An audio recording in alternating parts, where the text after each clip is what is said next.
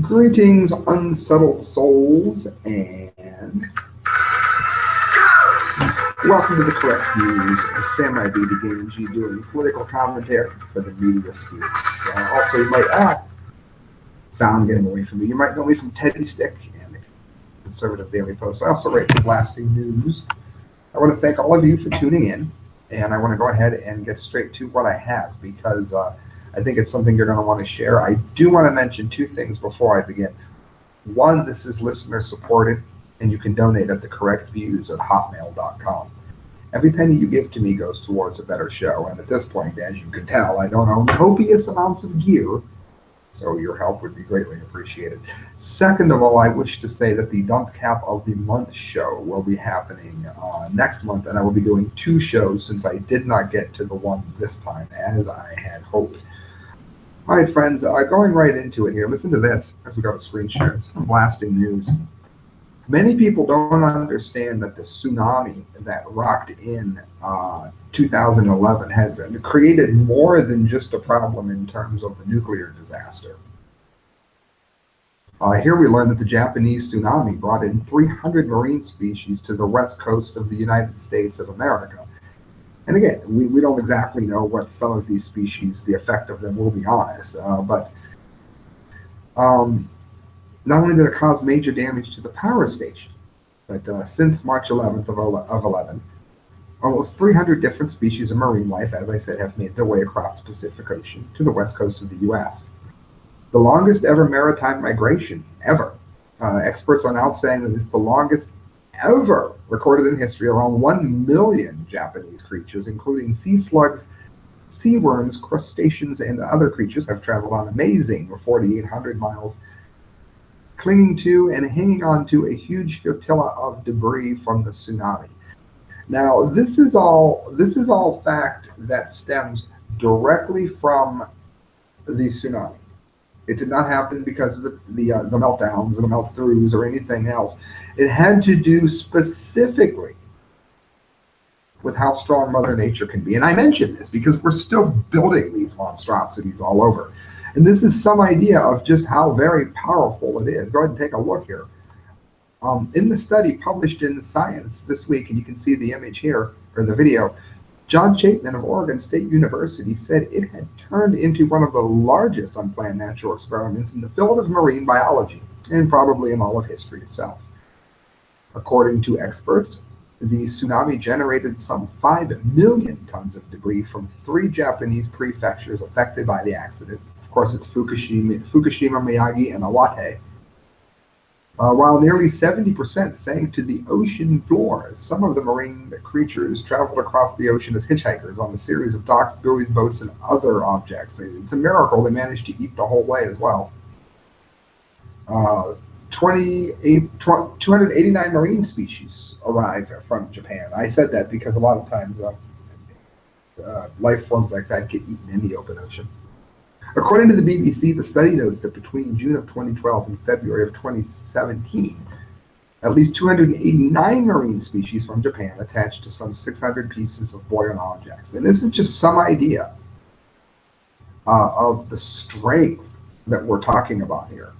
And a lot of these organisms, are probably going to be fine here, probably going to adapt well to our ecosystem, but we really don't know. And that's what Mother Nature can do literally with no warning whatsoever. How many of you out there have suffered the broken heart? Someone who has done you wrong for absolutely no reason whatsoever. Well, if you're one of the people who have, I think you'll find the next story interesting. And I mention it because we live in a world that is devoid of commitment. There's no commitment. People don't work their problems out anymore. They just leave. They cast off relationships like t-shirts, even marriages, which they profess before God. But because we live in a nation that has gone in a direction of utter godlessness, the oath that we make don't really mean much anymore. As a people, or God is somebody who we can just lie to as we wish, it seems. And I think it's taking a toll here, as you will see by the study which I have chosen to show you if my computer will unlock. Broken heart can cause the same type of long-lasting damage as a heart attack. Many people might not know that, but now you do. Severe emotional stress can prompt a sudden heart condition that poses the same sort of long-term damage as a heart attack.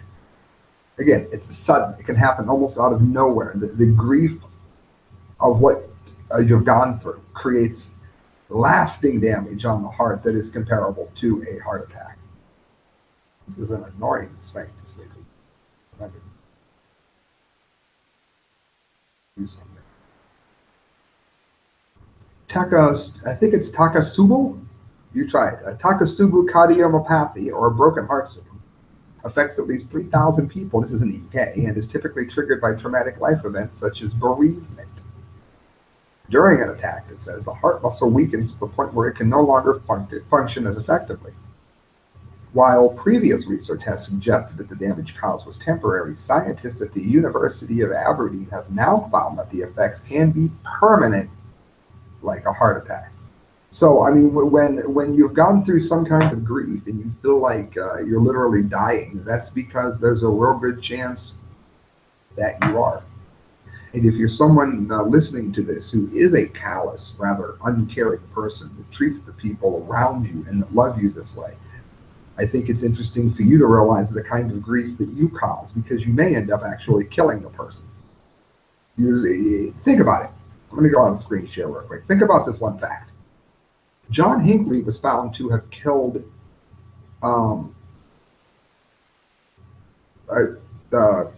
what's his name? That got shot with President Reagan, his bodyguard, Brady.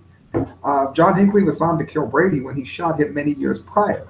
And now, out of nowhere, we find that pretty much the same thing's happening here. Somebody, by your callousness, and they die years later of it, you killed them.